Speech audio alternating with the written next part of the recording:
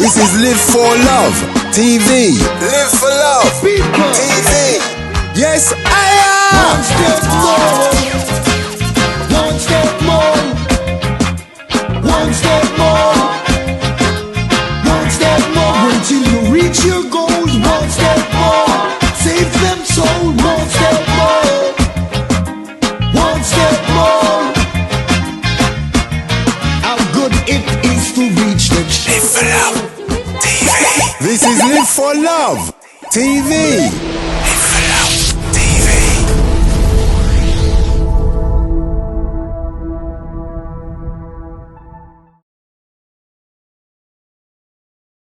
I got it, and I came back. When I came back, he was there. So I said to him, how do you know I wouldn't just take your money and go? He said, when I looked in your face, I knew you wouldn't do that. And he said he was here in London studying a media course, and his aunt lived just up the road. So he was staying with his aunt. He was here for 3 months. And me and him was hanging out for 3 months. Seriously, his name's David. And he was going home about a week later, and he said to me, why don't you come to Geneva so I can repay the hospitality that you've shown me? And I said, okay. He said, you know what? You're just saying that. A few days later, his girlfriend arrived from Geneva, and she said, everything's ready. And I said, what do you mean everything's ready? She said, everything's ready for you. So, and then they left. So I was now at home, and I said, you know what? I'm going to go. I booked a flight to Geneva. I phoned them and said, I'm coming on such and such a day. When I arrived at Geneva airport, they were there. Drove me to Geneva. And then they took me to a flat, this huge flat.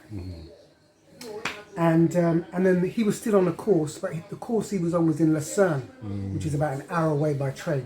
So every day they was travelling to Lucerne and then coming back. So I was here in Geneva on my own during the day. And so I realised that normally they stay in Lucerne, but they was only coming back because I was there. I said, listen, it's okay to leave me here and you go and do your thing, come back at the weekend. He said, you sure? So I said, yeah, I'm fine, I'm fine. So now I'm in Geneva, in a flat, and it was in an area like, I don't know if you know, somewhere like Berkeley Square or Hanover Square. Yeah, I know the square. It was that kind of place. Grosvenor Square. Yeah. So I was just exploring Geneva every day. And it was around about October, November. That's why I said to you on my birthday, I went up to Mount Blanc. So anyway, one day me and his girlfriend went out, and we was going through record shops, and I was saying, yeah, I like that artist there, I like that CD there, I like that. And okay, and so it was coming to my birthday, and I said, I want to go to Mount Blanc on my birthday. And they said, oh, we'll come with you. I said, no, I want to do it on my own. So I worked out the route. I took a train to another part of Switzerland, and then I got a small gauge train, which is a train that goes through the mountains. So I took that train there, and eventually I got to the top of Mount Blanc. And then I ran up the stairs to the viewing gallery, and there was a kind of cafe there. And I went to the bar and I said to the woman, my heart is beating really fast. I feel like I feel sick.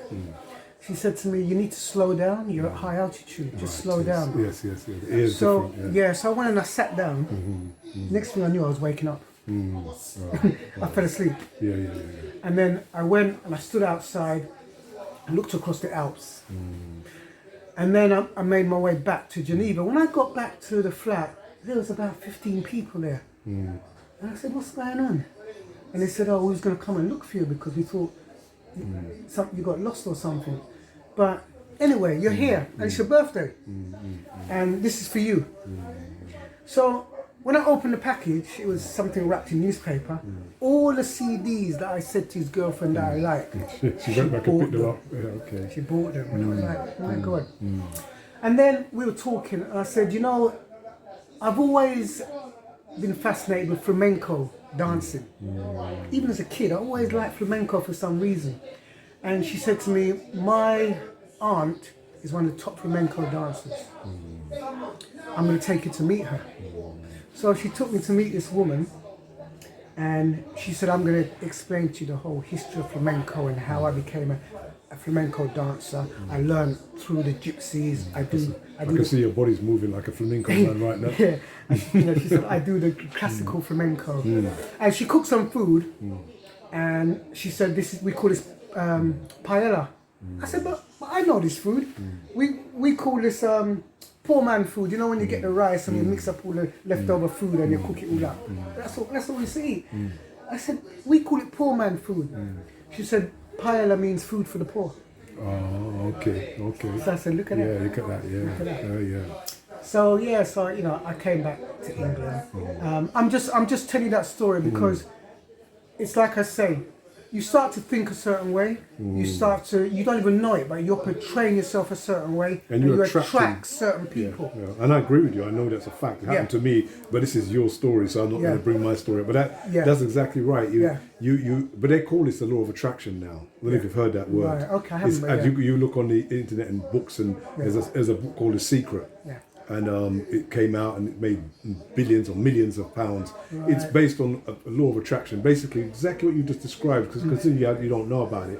It's about an energy that you portray, and you attract a certain type of energy back towards you, which is going back to biblical and before, that people have known this from the days of Kemet and Egypt, and they try to teach it. That's why when people are getting nothing but negativity coming to them in their life, they will never accept that that's what they're portraying.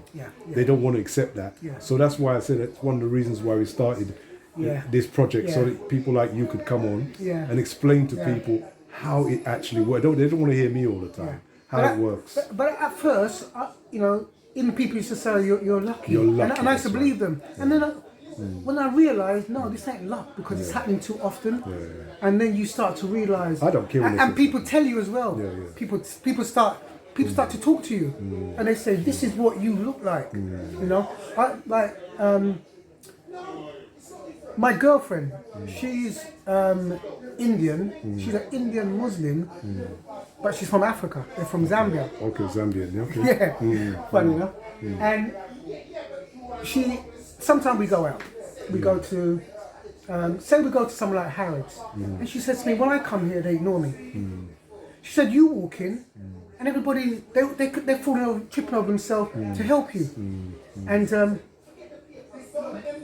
they think that, you're probably some rich person or something. Your status. Yeah. You got status. And she said, it's the way that you carry yourself. You walk into a place as if you've got some sort of importance about you. But you have. You said it before, you have. This is what I was trying to say to people. You have got an importance about yourself. It's we who downplay our own importance. We believe the rubbish we've been told when we were children, young, in our environment. So we downplay ourselves. And when somebody like you comes along and tells people, no, you are somebody, you're important. People still think, who does he think he is? Some people with a negative, who's that guy thinking? But the reality is, it's who do they think you are? Because you are important. As I said, the fact that you're sitting across the way from me is your importance that gets you where you are and gets you on to Live for Love TV, because I know that what you have is going to transmit right the way through the screen and to the other side, and that's important to me. Because I don't know how to give to people. You can preach, you can go into a place and preach, or you can write a book, but when people see someone who's actually a living embodiment of what they say and they are, that speaks more volumes than anything to me. So I'm just thankful that you've spent some time with me today, and that we've been able to do this. You said you'll be here on time. I want people to know that this school teacher is on time. He doesn't operate with this thing you lot call black man time. No. He said he'll be here at a certain time. He was here at that time, and I give thanks for the time spent with us on Live for Love TV. So you're welcome back at any time. But you yourself, I mean, you're an easy person to talk to. Give thanks. And you say that you dropped out of school, and the first thing I said to you before we even come on the cameras, I said, I watched your channel, and I said, I found the topics really interesting, but what I found more interesting, what I was thinking about when I was listening to the topic was, this guy, he articulates it really well, really clear. you know, and his thinking about these topics is very clear, you know, and so you yourself, give thanks, brother. Yourself is like, I'm no different from you. Yeah, no, we have a shared experience, but as I said, people are going to see more of me than they see of you on the channel. So I don't want it to be about me.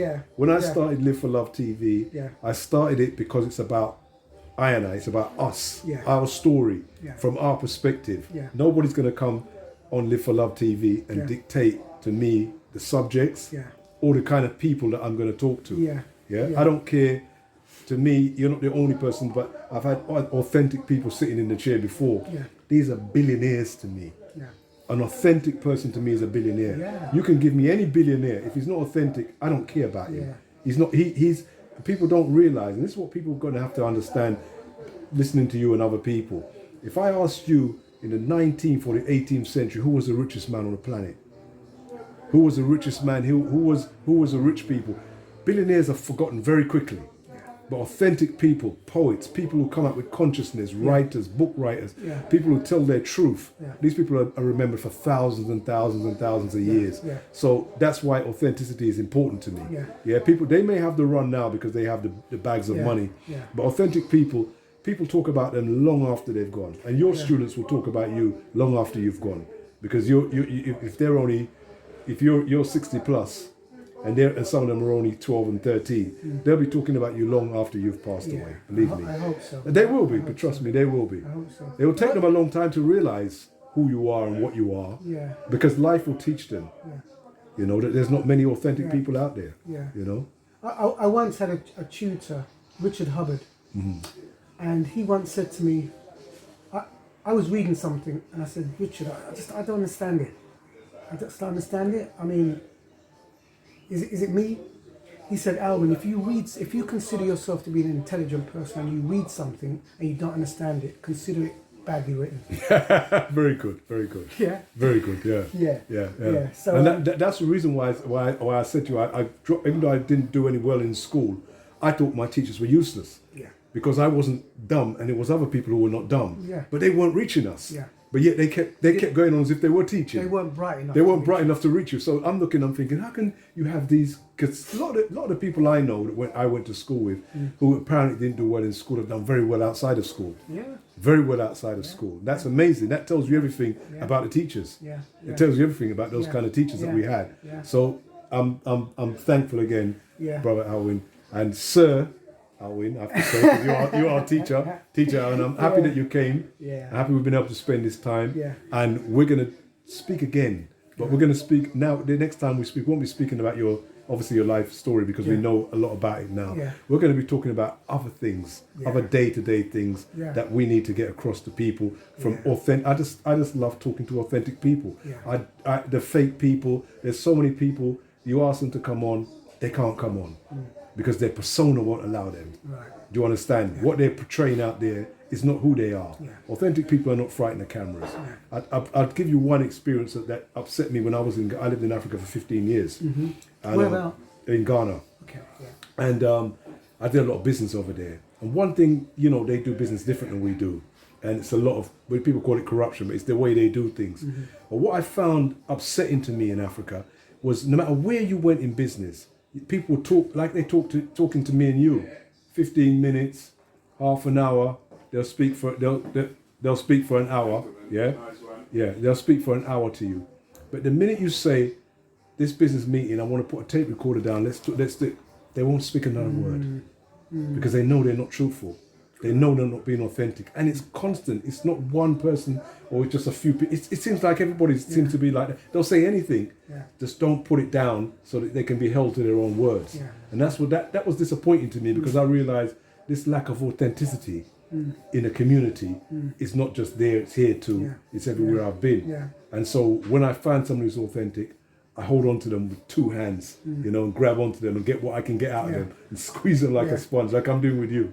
Man, listen, I'm glad to do this because, even if you never saw my face, even if it's just my voice you was hearing, I want people to hear this, not for me, but for them, because, like I said, I'm just an ordinary man. I was you said, "Oh, you're middle class." I was just an ordinary boy. I grew up as an ordinary man in a poor area, and